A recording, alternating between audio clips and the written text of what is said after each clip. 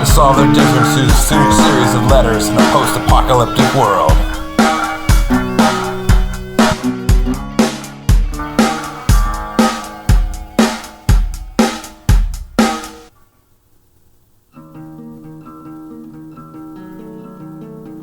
James, I was going to, as a gesture of peace between our two camps, honor your request to limit our correspondence.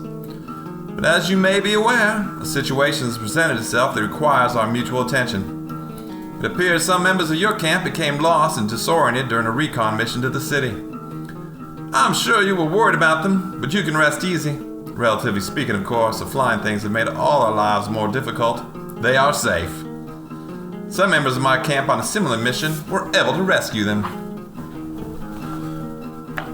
While in the recent past such rescues led to people being turned into meals, I assure you no such thing will happen to your people. My advisors believe another round of feasting on each other, while delicious. I recently came upon some Memphis-style rub which I believe would complement any kind of meat, but not be in our best interests, and I agree with them. Before our society collapsed, the trading of favors was a tradition. Some members of my camp would call it an evolutionary trait designed to increase chances of survival, but I digress.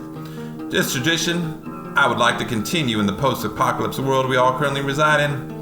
While I do not want to put a specific price on the safe return of your people, this is a favor after all, not a business type transaction, I do have a few suggestions. It has been rumored your camp is in possession of some bullets. Here in Camp Hendrix, we have no shortage of guns, but ammunition is scarce. It did not occur to many of our residents. The factories making bullets quit running along with everything else when the earth opened up and the first of the lizard things started biting people and turned them into bloodthirsty zombies. Since the lizard things have recently taken to flying, having a few bullets to ward them off would be nice. Caliber is not important, though just giving us 22s would be lowballing if you have some larger slugs. We have plenty of guns of all shapes and sizes. Shotgun shells would be awesome. And while some longer range ammunition would be nice, I would say some good shotgun loads would be my personal preference. A box for each person would make an excellent goodwill gesture. Well, ammunition would make the best gift. I've also heard rumors some of your salvaging teams have acquired both barbecue sauce and even some salsa. A jar of salsa. I prefer hot and chunky, but most of my camp prefers a medium, so either one. And a bottle of barbecue sauce. If you have Kansas City style, that would be great. For each rescue, along with the bullets, would make this exchange very satisfying. Because the moving of humans through the dead zone between our camps can be hazardous, I think you should leave the items at the drop point. We can use the same spot along the fence where we leave these letters. Once we have secured the items, we will let your people go. I would like to hand deliver them to you, but I feel you are still a little bitter about the unfortunate incident with your wife. And I would like this transaction to be a gesture of goodwill instead of an increase in hostilities. In addition, I want to encourage you to try the dead pork. Your rescued people have tried it, and while there were some minor upset stomachs, overall they found it a pleasant experience. I would like to think my lemon pepper marinade had something to do with it. Please respond quickly. Simply setting out the requested items will do. Well, the consensus among camp leadership is we safely return your people. There is a segment in our camp that would like to have a Mexican feast night and make your salvage party into burritos. By the way, this has nothing to do with the race of some of your party. But with the peppers, tortillas, and carne asada seasoning we found on a recent run, that several of your people of Latin descent is entirely coincidence. Just because one of the rescued was African American, we will not be having soul food night. Unless I secure enough flour and cooking oil to properly fry him Southern style, in which case, this will also be a coincidence. Hope to hear from you soon. Very soon. The dead pork is good, but unfortunately, most of the camp prefers the taste of the living. Well, I don't want to see your people hurt. As you know, leaders sometimes have to compromise. Sincerely, Captain Rama. Perhaps after a successful exchange, you can call me Noodles. P.S. You did not ruin my hat. I am wearing it as I write this letter. Noodle Dick. My people that escaped from your rescue paint a little different picture. You claim to want a good relationship, but I not see how taking hostages helps. That you think not eating fellow members of the human race's goodwill says much about the depths to which you have fallen. For the good of the world, I suggest you commit suicide.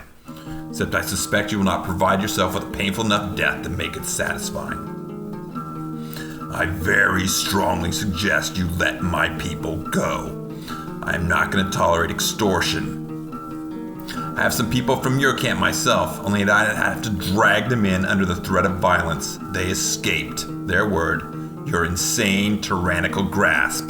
Again, their words. And begged us to take them in. No harm will come to them from me, but you need to understand anything they knew about your camp, including numbers, security measures, and weapons. I now know about your camp.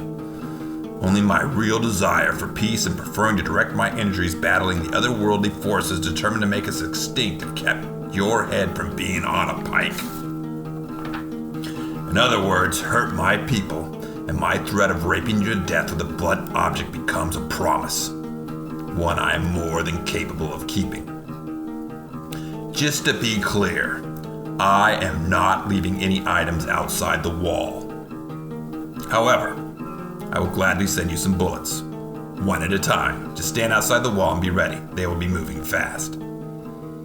Please do not feed them any more zombies. That is disgusting. I expect to see my people headed toward the safety of our camp within 15 minutes of you receiving this message. Failure to comply will have consequences. You exist only because of my benevolence. Actually, you exist because I respect the members of my camp that want to avoid killing fellow members of our species. Harm the people you rescued, and even the most pacifist of our camp will have a change of heart. Keep in mind, your decision on this matter will not only affect you, but other members of your camp who perhaps do not deserve to be punished for your horrible decisions. Please take up autoerotic asphyxiation and fail at it. James. P.S. Fuck you.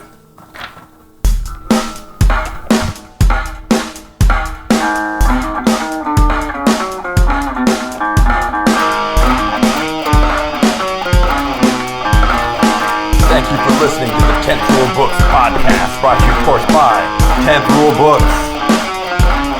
Bringing you pulp fiction that skips the boring parts, including the brand new Captain Cooker by Todd Moore, currently out on Amazon. Follow us on Twitter and like us on Facebook for all the 10th Rule Book news. Thank you for listening. We'll be back next week with Camp Hendrix Part 3.